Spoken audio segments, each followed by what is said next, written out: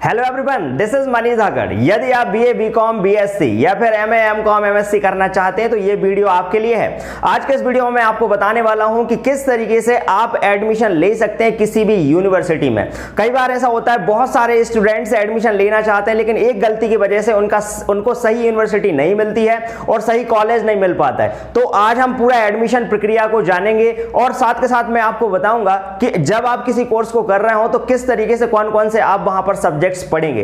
तो पूरी डिटेल में जानकारी प्राप्त करने वाले हैं, बने रहिए अंत तक। वीडियो अच्छा लगे तो लाइक और शेयर जरूर करना।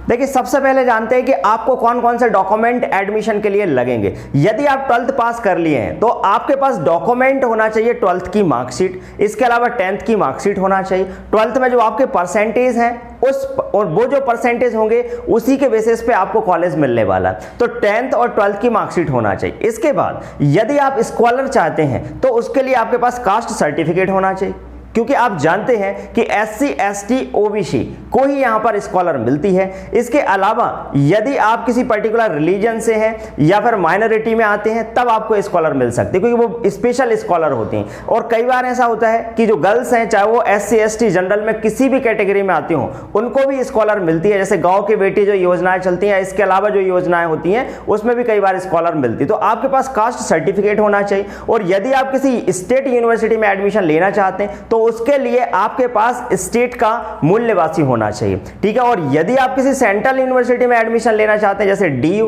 दिल्ली यूनिवर्सिटी में एडमिशन लेना चाहते हैं, तो उसके लिए आपके पास कोई स्टेट का अगर वहां पर आपके पास सर्टिफिकेट नहीं भी है तब भी बात बन जाएगी। तो सबसे पहली चीज मैंने आपको बताई, 10th 12th की मार्कशीट हो, फिर आपके पास कास्ट सर्टिफिकेट हो, देन अगर हम देखें तो आपके पास मूल निवासी हो, ठीक है, डोमिसाइल हो। और फिर इसके बाद अगर हम देखें डोमिसाइल अगर आपके पास है और आप स्कॉलर लेना चाह रहे हैं तो इनकम सर्टिफिकेट भी आपके पास होना चाहिए।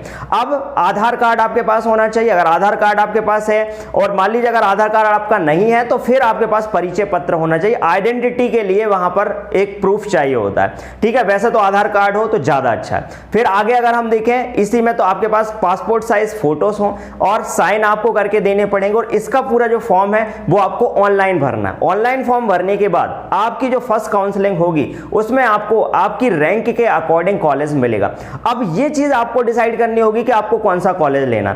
अब देखिएगा कॉलेजेस कैसे कैसे मिलेंगे उसके बारे में बात कर लेते हैं। जैसे मान लीजिए आप चाहते हैं कोई सेंट्रल की यूनिवर्सिटी, जैसे डीयू यूनिवर्सिटी, अगर आप दिल्ली यूनिवर्सिटी में एडमिशन लेना चाहते हैं तो आपको उसी का फॉर्म भरना पड़ेगा। आपको दिल्ली यूनिवर्सिटी की साइट पे जाना होगा, वहां पर जाने के बाद आप उसका फॉर्म भर देंगे। फॉर्म भरने के बाद ये सारे डॉक्यूमेंट मैंने आपको बताया, ये डॉक्यूमेंट लगेंगे और ये डॉक्यूमेंट लगाने के बाद आप वहां पर फॉर्म भरेंगे। फॉर्म भरने के बाद उसका जैसे ही फर्स्ट काउंसलिंग होगी उसमें अगर आपके अच्छे नंबर होंगे तो आपको कॉलेज मिल जाए। आप किसी सेंट्रल यूनिवर्सिटी में एडमिशन लेना चाहते हो तो इस तरीके से आपको पूरी प्रक्रिया यहां पर अपनानी होगी।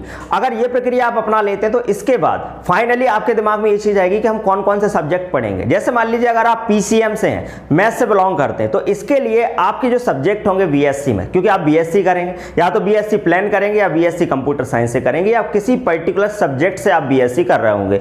और अगर आप बीएससी प्लान करेंगे तो सिंपल सी बात है कि यहां पर आपके जो सब्जेक्ट होने वाले हैं वो मैथ्स होगा, फिजिक्स होगा, केमिस्ट्री होगा और इसके अलावा फाउंडेशन कोर्स में आपके हिंदी और इंग्लिश हो सकते हैं। इसके अलावा कोई अगर फाउंडेशन कोर्स में कोई दूसरा सब्जेक्ट भी है तो वो सब्जेक्ट आपके हो सकते हैं, ठीक है। तो ये तो हो गया बीएससी प्लान के लिए। अगर हम बात करें बीएससी कंप्यूटर साइंस से किसी पर्टिकुलर सब्जेक्ट से करना चाह रहे हैं, फॉर एग्जांपल आईटी से करना चाह रहा हो या किसी अन्य सब्जेक्ट से करना चाह रहे हो, तो वो सब्जेक्ट आपका बढ़ेगा, लेकिन वो बढ़ेगा आपका केमिस्ट्री के प्लेस पर, मतलब केमिस्ट्री हट जाएगी। जैसे मान लीजिए आपने अगर बीएससी सीएस से किया तो आपका मैथ सब्जेक्ट होगा, फिजिक्स सब्जेक्ट होगा और इसके अलावा आपका जिस सब्जेक्ट से आप बीएससी कर रहे हो, जैसे फॉर एग्जांपल कंप्यूटर साइंस से कर रहा हूं तो कंप्यूटर साइंस आपका एक सब्जेक्ट बढ़ जाएगा, ठीक है। तो अभी फिलहाल जैसे अगर हम बरकतुल्लाह विश्वविद्यालय की बात करें तो यहां पर जो टोटल सब्जेक्ट्स हैं वो आपके टोटल पेपर जो होने वाले हैं वो 9 पेपर्स होंगे। अब जैसे मान लो अगर बीएससी प्लान करते हो तो आपके टोटल पेपर 10 होंगे और अगर आप कंप्यूटर साइंस से करोगे तो कंप्यूटर साइंस के 2 सब्जेक्ट यहां पर बढ़ जाएंगे, जिसकी वजह से आपके टोटल पेपर्स जो होंगे वो 9 होंगे। और 9 पेपर्स आपको देने, और ईयरली इस समय सिस्टम चल रहा है तो ईयरली ही आपका यहां पर एग्जाम होने वाले। तो 3 साल में आपकी डिग्री कंप्लीट होगी। टोटल 3 साल आपको यहां पर पढ़ाई करनी है, और 3 साल अगर आप अच्छी मेहनत कर ले तो यहां पर एक अच्छे परसेंटाइल से आपकी बीएससी कंप्लीट हो जाएगी। अब बहुत सारे स्टूडेंट्स के दिमाग में ये क्वेश्चन आ रहा होगा कि बीएससी करने के बाद क्या, तो बहुत सारी अपॉर्चुनिटीज हैं। नेक्स्ट वीडियो में मैं आपको बताऊंगा कि इसमें किस तरीके की कौन कौन सी अपॉर्चुनिटीज हैं, जिसके बाद जैसे आप बीएससी करते हैं उसके बाद आप करोड़ों का पैकेज भी ले सकते हैं। मतलब उसके बाद जो कोर्स आप करेंगे उससे आप करोड़ों का पैकेज ले सकते हैं। अगर आप किसी ऐसी पर्टिकुलर फील्ड में जाते हैं, फॉर एग्जांपल इंडस्ट्रियल सेक्टर में जाते हैं या प्राइवेट सेक्टर में जाते हैं, या फिर आप यहां पर किसी गवर्नमेंट सेक्टर में जाना चाहते हैं, तो आईएएस आईपीएस या बहुत सारी जॉब्स होती हैं गवर्नमेंट्स की, वो सब मैं आपको नेक्स्ट वीडियो में बताऊंगा। अब अगर हम देखें यहां पर इससे आगे की प्रोसेस अगर हम देखें तो ये सब्जेक्ट्स आपको मिल गए। अब जैसे अगर आप बीए करना चाह रहे हो तो बीए में जैसे मान लीजिए आप सोशियोलॉजी से बीए करना चाहते हो तो आप पर्टिकुलर सब्जेक्ट आपको चूज करने होंगे, हिंदी, सोशियोलॉजी और आपका पॉलिटिकल साइंस, ये आपके सब्जेक्ट हो जाएंगे। यदि आप बीकॉम करना चाह रहे हो तो बीकॉम के जो पर्टिकुलर आपके सब्जेक्ट होंगे, जैसे मान लीजिए आप जिससे भी, जैसे कंप्यूटर एप्लीकेशन से आप बीकॉम करना चाह रहे हो तो वो सब्जेक्ट ऐड हो जाएगा। और इसके अलावा आपके 2 सब्जेक्ट और जो कि आपके स्पेशली सब्जेक्ट में रहेंगे, जैसे मान लीजिए आपका कॉमर्स जो सब्जेक्ट है, इसमें देखें तो वाणिज्य आपका एक सब्जेक्ट रहेगा, ठीक है। इसके अलावा अगर हम देखें तो इकोनॉमिक्स आपका एक सब्जेक्ट रहेगा। तो इस तरीके से ये सब्जेक्ट आपके ऐड रहेंगे, और जिस पर्टिकुलर सब्जेक्ट से आप करना चाह रहे हो बीकॉम, वो सब्जेक्ट भी आपका ऐड रहेगा। तो बीए बीकॉम हो गया। इसके अलावा अगर हम एमएससी देखें या एमकॉम देखें या फिर एमए में आप एडमिशन ले रहे हो तो पर्टिकुलर सब्जेक्ट ही रहता है। जैसे एमएससी आप मैथ से करना चाहते हो तो मैथ ही रहेगी, अगर आप फिजिक्स करना चाहते हो तो फिजिक्स के ही सारे सब्जेक्ट रहेंगे, और यदि आप एमए करना चाह रहे हो तो एमए हिंदी से करना चाह रहे हो तो हिंदी के सारे सब्जेक्ट रहेंगे। तो इस तरीके से ये सब्जेक्ट्स आपके होंगे। और इसके अलावा अगर आप और भी जानकारी चाहते हैं किसी भी पर्टिकुलर सब्जेक्ट के बारे में तो नीचे नंबर मैंने दे दिया है, डिस्क्रिप्शन में आपको नंबर प्रोवाइड कर दिया, आप वहां पर कॉल करके भी पूछ सकते हैं अगर आपको एडमिशन लेना है तो।